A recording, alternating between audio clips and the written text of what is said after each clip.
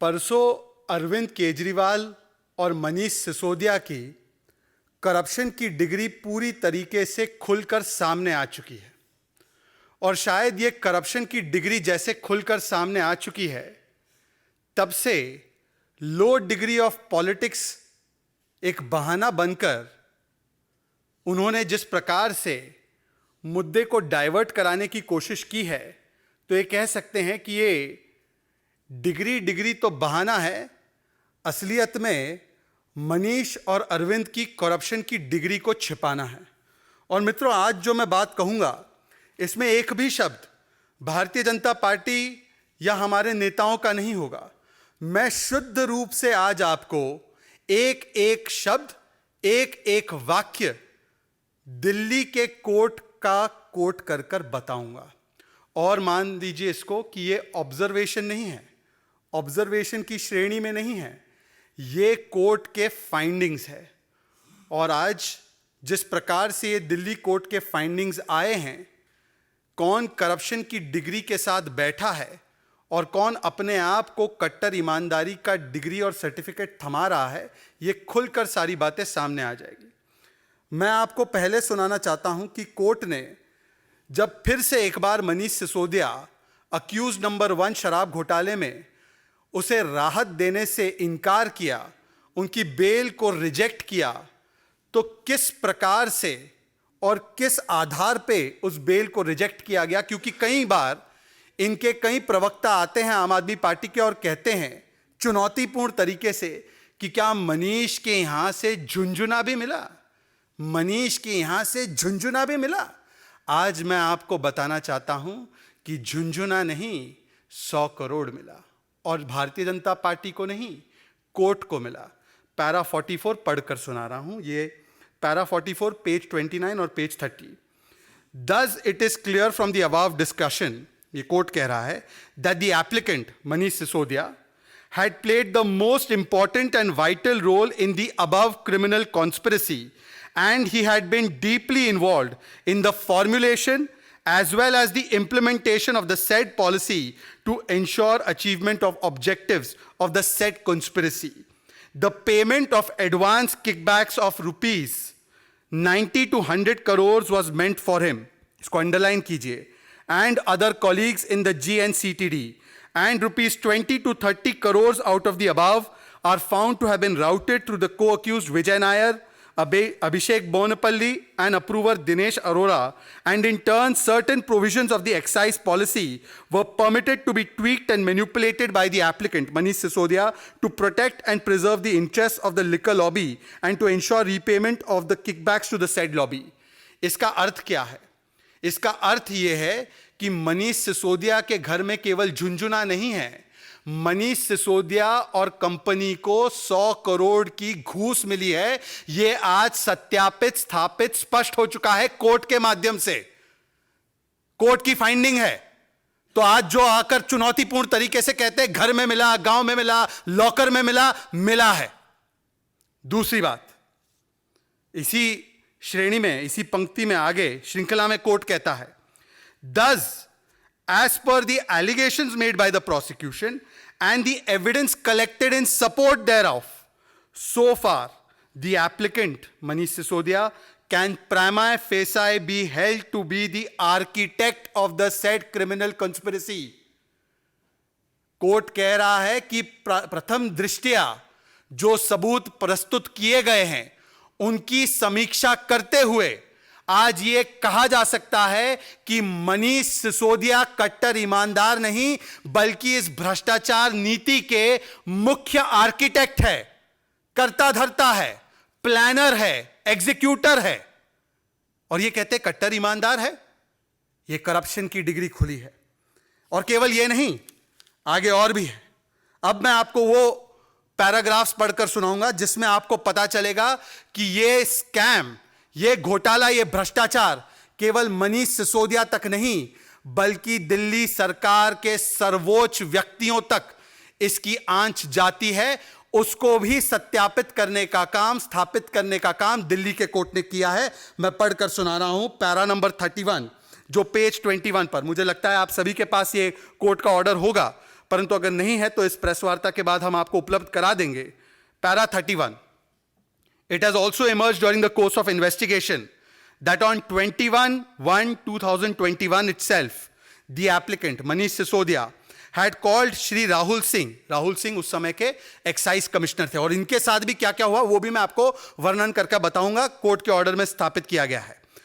He called Rahul Singh at his residence in the evening, and on being shown the file containing the comments, suggestions received from publics and stakeholders in the liquor trade, he handed over a printed draft note to Shri Rahul Singh and directed him to prepare a cabinet note exactly on the same lines, while informing Shri Rahul Singh that a GOM, group of ministers headed by him, was to be constituted via the cabinet meeting proposed to be held on 28th of January 2021, and the said GOM will give certain directions to the excise department in connection with restructuring of the excise policy, and Delhi will be divided into several zones, etc., etc. मतलब कि पहले से ही यह तय था कि किस प्रकार से सरकार की हर एक इकाई, जीओएम और कैबिनेट क्या निर्णय लेने वाले हैं, यह कैसे पता था? इसका मतलब कि पहले ही सरकार के सर्वोच्च व्यक्ति से डिस्कशन करके इस पूरे स्कैम को एक प्रकार से एक्टिवेट किया गया। यह इसका प्रमाण है, क्योंकि जीओएम और कैबिनेट में जो फैसला होगा वो चीफ मिनिस्टर अर्थात इस स्कैम के किंग पिन के मान्यता के बिना हो ही नहीं सकता। और यह शहजाद पूनावाला बीजेपी नहीं कह रही है, यह कोर्ट के आदेश का पैरा 31 कह रहा है। उसमें आगे लिखते हैं, Rahul Singh expressed his reservations. Excise commissioner कहते हैं उस समय के कि मैं इससे कंफर्टेबल नहीं हूं कि एक्सपर्ट कमेटी की जो रिपोर्ट है, धवन कमेटी रिपोर्ट, और उसने क्या क्या कहा था मेरे कॉलीग्स ने इसी मंच से आपको बताया है। एक्सपर्ट कमेटी रिपोर्ट को इतने बड़े पैमाने पे मॉडिफाई करने से मैं कंफर्टेबल नहीं हूं। I am not comfortable to modify it on a large scale, but the applicant told him, Manish Sisodia told him that he need not worry as directions for such restructuring will come from the GOM. कैसे थे पता था उनको कि GOM यही directions देगा, उसको इसी प्रकार से बदलेगा इस पूरी की पूरी पॉलिसी को। और Dhawan committee report, expert committee report के एकदम उलट जाकर आप इस प्रकार की पॉलिसी करेंगे, GOM इसको जो है मुहर लगा देगा, कैबिनेट मुहर लगा देगा। यह कैसे उनको पता था एडवांस में? भविष्यवक्ता तो नहीं है मनीष सिसोदिया। इसका मतलब यह सेटिंग और प्लानिंग अरविंद केजरीवाल के लेवल पे ही हो रही थी, उन्हीं से क्लियर करके किया गया था। यह नेचुरल इंसिनुएशन नहीं, इंप्लीकेशन है जो कहा गया है उसका। Further, a soft copy of the above draft is also found to have been sent by an official from the office of Manish Sisodia on the mobile phone of Shri Rahul Singh. आपने देखा प्लानिंग कैसे की गई। अब मैं आपको बताता हूं कि प्रेशर कैसे डाला गया। ये बड़े बेचारा बनते हैं ना, बेचारा बन के घूमते हैं कि हम तो बड़े बेचारे हैं, हमने तो बहुत सही किया। आपको मैं बताना चाहता हूं अब पैरा 34 में किस प्रकार से वर्णन किया गया है कि एप्लीकेंट यानी मनीष सिसोदिया ने किस प्रकार से दबाव डाला, और मैं पढ़कर सुना रहा हूं। The applicant Manish Sisodia got annoyed with Shri Rahul Singh as he did not prepare the cabinet note as per the draft handed over to him. जो ड्राफ्ट दिया था उसके हिसाब से नहीं किया तो वो नाराज हो गए, गुस्सा हो गए। और फिर क्या करते हैं मनीष सिसोदिया? कोर्ट कह रहा है, Shri Rahul Singh even stated that on 28th of January 2021 he was telephonically scolded and threatened by the applicant to be removed from the post of excise commissioner and was removed subsequently on 2/2/2021 in place Sanjay Goel joined। मतलब कि क्योंकि राहुल सिंह ने कहा कि मैं इस प्रकार से लार्ज स्केल चेंजेस मॉडिफिकेशन नहीं कर सकता हूं इस पॉलिसी में, मैं इसमें अपने रिजर्वेशन व्यक्त करता हूं, और जो उन्होंने जो नोट उनको दिया गया था कि यही नोट आपको लाना है, वो उस प्रकार से नहीं किया गया, तो एप्लीकेंट मनीष सिसोदिया उनको धमकी देते हैं, ट्रांसफर करने की बात करते हैं, और वो ट्रांसफर किया जाता है। क्या यह बिना सरकार के सर्वोच्च मुखिया के एसेंट के बिना हो सकता है? हाँ या ना? इसके बाद मैं आपको पैरा 35 पढ़कर सुनाना चाहता हूं, और यह सबसे एक्सप्लोजिव पैराग्राफ है। यह एक्सप्लोजिव पैराग्राफ आप देख सकते हैं, इसमें लिखा गया है पैरा 35 में कि Said note contained expert committee recommendations and comments from stakeholders, but as per the instructions of the applicant, मतलब मनीष सिसोदिया के instructions के आधार पर opinions given by legal experts were not incorporated in or forwarded with the said report, and this note was put up before the cabinet on 5/2/2021 with a preconceived notion to bring about changes in retail and wholesale model of the excise policy in total variance to the model suggested by the expert Dhawan committee. आपको याद होगा expert committee जो थी Dhawan committee, उसने ये suggest किया था कि होलसेल गवर्नमेंट के पास रहना चाहिए, प्राइवेट के पास नहीं जाना चाहिए। उन्होंने 2.5% से 12% कमीशन बढ़ाने की बात नहीं की थी। उन्होंने जो स्ट्रक्चर प्रपोज किया था उससे कंप्लीटली उलट स्ट्रक्चर, लीगल ओपिनियंस को दरकिनार करके, राहुल सिंह को डांट फटकार लगा के नए एक्साइज कमिश्नर को लाकर उसको टेलर मेक करके, क्योंकि किसी को मुनाफा देना है, उस प्रकार से आपने फिर इसको कैबिनेट के सामने रखा। यह मनीष सिसोदिया का कृत्य है। और मित्रों, मैं आपको बताना चाहता हूं कि एक और जो उनके पास अब बात सामने निकल कर आई है वो क्या है। पैरा 41 में लिखा गया है, क्यों आपने बेल रिजेक्ट की है इसके विषय में। There is sufficient oral and documentary evidence collected by the investigating agency to show that the applicant was instrumental. आप सुनिए इस बात को, क्या करते हैं मनीष सिसोदिया, जरा सुनिए, आपको पता चलेगा। कमीशन जो बढ़ाई गई थी 2 से 12% की, उसमें से यह डील था कि 6% कमीशन वापस आना है किकबैक्स के माध्यम से। अब जब एक लिकर वाले ने यह रिफ्यूज कर दिया उनको देने से, तो मनीष सिसोदिया क्या करते हैं और किस प्रकार से प्रेशर एक्सर्ट करते हैं, आप इसको सुनकर चौंक जाएंगे। The investigating agency has shown through oral and documentary evidence that the applicant was instrumental in getting surrendered the L1 license of Messrs. Mahadev Liquors by extending threats through approver Shri Dinesh Arora and co-accused Amit Arora, and by forcing closure of certain manufacturing units of the said licensee and some other persons related to the owners thereof by exercising influence upon the Excise Department of Punjab, where AAP was also ruling. And this was done because the said licensee was not acceding to the demands of payments of bribe equivalent to 6% of their profit margin out of the 12% profit margin kept for them under the said excise policy. मतलब कि ये केवल भ्रष्टाचार का मामला नहीं, ये दिन दहाड़े उगाई का भी मामला है कि आपको मैंने 12% प्रॉफिट का मार्जिन करके दिया है, यदि 6% किकबैक मेरे पास नहीं आता है तो मैं आपके ऊपर प्रेशर एक्सर्ट करूंगा। और इस केस में कोर्ट की तरफ से स्थापित किया गया है कि पंजाब सरकार, जहां पर आम आदमी पार्टी है, उसके एक्साइज डिपार्टमेंट के माध्यम से, क्योंकि उस पर्टिकुलर लिकर वाले का इंटरेस्ट वहां पर पंजाब में भी था, तो उस पर पंजाब सरकार की पंजाब एक्साइज डिपार्टमेंट से एक्सरसाइज इन्फ्लुएंस करके आपने उसको प्रताड़ित करके उसका लाइसेंस सरेंडर करवाया। मैं नहीं कह रहा, बीजेपी नहीं कह रही, कोर्ट का आदेश फाइंडिंग है, ऑब्जर्वेशन नहीं है। मतलब ये स्कैम मनीष सिसोदिया के डोर स्टेप पर खत्म नहीं होता। आजकल तो वक्तव्य अरविंद केजरीवाल ऐसे दे रहे हैं कि मनीष जी तो फांसी चढ़ जाएंगे, मनीष जी सूली चढ़ जाएंगे, मनीष जी बलिदान दे देंगे। ये मनीष जी तक नहीं समाप्त हो रहा जी। आप मनीष जी को वैसे बकरा बनाना चाह रहे हैं, पर ये उनकी दहलीज पर नहीं, ये केजरीवाल जी की दहलीज पर भी इसकी आहट है, और भगवंत मान की भी दहलीज पर इसकी सुगबुगाहट है। यह आहट और सुगबुगाहट दोनों सरकारों की दहलीज पर है। बताइए, ये करप्शन की डिग्रियां जो एक के बाद एक कोर्ट ने बाहर निकाली है, उसके विषय में क्या कहना है अरविंद जी आपका?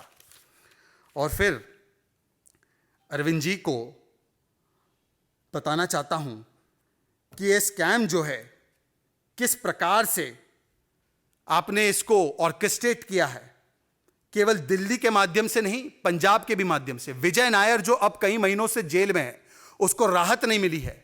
विजय नायर के विषय में यह कहा गया है, यह भी कोर्ट के पास दी गए डॉक्यूमेंट्स में, एफिडेविट्स में, रिमांड नोट्स में, कि विजय नायर एक मंत्री के बंगले में रह रहा था। कौन था वो मंत्री जिसके सरकारी निवास में विजय नायर रह रहा था और इस पूरे स्कैम को अंजाम दे रहा था, पैसे कलेक्ट कर रहा था, और जिसको आज तक कोर्ट ने राहत नहीं दी है? और इसके अलावा विजय नायर को फेस टाइम कॉल पर किस व्यक्ति ने इंट्रोड्यूस कराते हुए कहा कि इसको पैसे दे दीजिए, ही इज माय बॉय, यह भी कोर्ट के सामने आ चुका है। और इसीलिए आज यह कहना अतिशयोक्ति कतई नहीं होगी कि यह स्कैम जो हुआ है यह मनीष सिसोदिया की करप्शन डिग्री नहीं, बल्कि यह अरविंद केजरीवाल की करप्शन डिग्री और भगवंत मान के पंजाब सरकार की भी करप्शन डिग्री को एक प्रकार से खोल कर रखने वाला स्कैम है। और आखिरी में मैं एक पैराग्राफ पढ़कर सुनाना चाहता हूं। यह बेल क्यों रिजेक्ट हुई है? यह कहते हैं ना, कोर्ट ने कहा है, there is serious apprehension of destruction of evidence / tampering of evidence or even influencing of some prime witnesses, in this case by the applicant or in his instance in case released on bail। मतलब कि अगर इस व्यक्ति को मैंने bell पर छोड़ दिया तो यह व्यक्ति स्वयं या यह व्यक्ति का कोई साथी जाकर प्राइम विटनेस को इन्फ्लुएंस करेगा, थ्रेटन करेगा, सैबोटाज करेगा, इसीलिए इनके बेल की रिक्वेस्ट को खारिज किया जाता है, यह कोर्ट ने कहा है। इसका मतलब कि आज मनीष सिसोदिया किस प्रकार से और दिल्ली की सरकार किस प्रकार से इस पूरी जांच को सैबोटाज करने में लगी हुई है, इसका एक और प्रमाण सामने आ चुका है। और इससे पहले भी आपको याद होगा, आपके चैनल्स ने एक स्टोरी प्ले की थी कि किस प्रकार से मनीष सिसोदिया मंत्री रहते हुए उन्होंने अपने ही शराब घोटाले की फाइल्स मंगवाई थी। क्या कोई मंत्री जिसके ऊपर जांच चल रही है, उस समय इस्तीफा नहीं लिया गया था उनका, क्या वो इसी शराब घोटाले की फाइल्स को मंगवाए तो क्या ये सीधा सीधा सैबोटाज और इन्फ्लुएंस करने का अटेम्प्ट नहीं था? सत्येंद्र जैन, जिनको तो अब 9 महीने से बेल नहीं मिली है और कई महीनों तक वो मंत्री रहे, जेल के भीतर मालिश करवाते रहे, क्या उनको मंत्री इसीलिए रखा गया था ताकि वो जेल में रहते हुए अपने केस में, हवाला घोटाले में इन्फ्लुएंस करते रहे, वसूली करते रहे और जो जांच है उसको प्रभावित करते रहे? ये इसका प्रूफ आज सामने आ चुका है। हमने ये भी देखा है कि डिजिटल एविडेंस को डिस्ट्रॉय करने के लिए किस प्रकार से 140 फोन को डिस्ट्रॉय किया गया है। आज कोर्ट ने 3 चीजों की पुष्टि कर दी है। एक, कि मनीष सिसोदिया के घर से झुंझुना नहीं, मनीष सिसोदिया के लेन देन से 100 करोड़ रुपए पहले मिल चुके हैं, अभी तक मिल चुके हैं करप्शन के। इसका मतलब यह नहीं कि 100 करोड़ का स्कैम है, वरना ये आम आदमी पार्टी वाले आएंगे 10 मिनट बाद और बोलेंगे अब तो ये 100 करोड़ का स्कैम हो गया। ये प्राइमा फेसाई मिला है, इतनी घूस मिली है, सत्यापित हो गया, स्थापित हो गया। दूसरा, यह स्कैम मनीष सिसोदिया के डोर स्टेप पर नहीं, यह शराब मंत्री का घोटाला नहीं था, बल्कि यह पूरी सरकार का, यह इंडिविजुअल नहीं, यह इंस्टीट्यूशनल घोटाला था। यह कोर्ट ने साबित कर दिया। जिस प्रकार से एक्साइज कमिश्नर से लेकर कैबिनेट में और जीओएम की जो प्रोसीडिंग्स हुई उसका वर्णन कोर्ट ने किया है। तीसरी बात, कि इस जांच में किस प्रकार से बाधा डालने की कोशिश निरंतर की जा रही है और किस प्रकार से आर्म ट्विस्टिंग की कोशिश की जा रही है और किस प्रकार से सरकार जांच को प्रभावित कर रही है, इसका भी प्रमाण आज कोर्ट की तरफ से आ चुका है। मित्रों, आज अनिवार्य है कि अगली प्रेस कॉन्फ्रेंस मनीष सिसोदिया के जो साथी संजय सिंह, राघव चड्डा, आतिशी, अरविंद केजरीवाल करें तो कृपया करके अपने इन करप्शन की डिग्रियों को साथ में लेकर बैठें और उसके बारे में वर्णन करें। और जो स्पेसिफिक सवाल मैं फिर से रिइटरेट करना चाहता हूं, जो इसी मंच से अलग अलग नेताओं ने पूछा है, अरविंद केजरीवाल जी, क्या आप भी एक कट्टर ईमानदार है? अरविंद केजरीवाल जी, क्या कोर्ट आपके खिलाफ वेंडेटा पॉलिटिक्स कर रहा है? अरविंद केजरीवाल जी, क्या 2.5% से 12% कमीशन को किया गया, तो क्या इस कमीशन को करने में आपने एक्सपर्ट कमेटी की रिकमेंडेशंस को नकारा था या नहीं था? अरविंद केजरीवाल जी, आपने ब्लैकलिस्टेड और मैन्युफैक्चरिंग कंपनीज को क्यों आने दिया? अरविंद केजरीवाल जी, जो ब्लैकलिस्टेड कंपनीज थी उनको शो कॉज नोटिस जारी हुआ था 2021 में, उस पर सारी कार्रवाई क्यों रोक दी गई? अरविंद केजरीवाल जी, क्या 6% कमीशन आपको वापस आया या नहीं आया, जिसको आपने चुनाव में लगाया, जिसके विषय में स्टिंग ऑपरेशन भी हुए हैं और वो स्टिंग ऑपरेशन भी मीडिया के माध्यम से सामने आए हैं? और जब 6% कमीशन नहीं दिया गया तो क्या पंजाब की सरकार के माध्यम से एक्सरसाइज किया गया इन्फ्लुएंस को और कुछ लोगों को आर्म ट्विस्ट करके उनसे घूस कलेक्ट की गई? क्या अरविंद केजरीवाल जी, अगर यह भ्रष्टाचार हुआ ही नहीं तो नई पॉलिसी से पुरानी पॉलिसी पर क्यों गए? और अरविंद केजरीवाल जी, अगर ये भ्रष्टाचार नहीं हुआ तो आप ही की सरकार ने आरटीआई में जवाब क्यों दिया कि नई पॉलिसी के तहत लगभग 1800 करोड़ का मिनिमम रेवेन्यू लॉस हुआ? इन सारे स्पेसिफिक सवालों का कोई जवाब आएगा? यह आप और मैं दोनों जानते हैं कि इनके पास केवल डी ग्रेड है इनकी डिग्री में, डी ग्रेड। डाइवर्जन, ये डाइवर्जन और डाइवर्जेंस, ये डाइवर्जन ग्रेड करके अब फिर से इस मुद्दे को भटकाने के लिए एक नया विक्टिमहुड कार्ड लाएंगे, एक नया इमोशनल कार्ड लाएंगे, एक नया ड्रामा का कार्ड लाएंगे, परंतु करप्शन की डिग्री में ये डी ग्रेड नहीं, अब करप्शन की डिग्री लेकर बैठे आम आदमी पार्टी वाले लोग। इसी पर मैं अपनी बातों को अंत करूंगा। आपके कुछ सवाल होंगे तो प्लीज पूछेगा।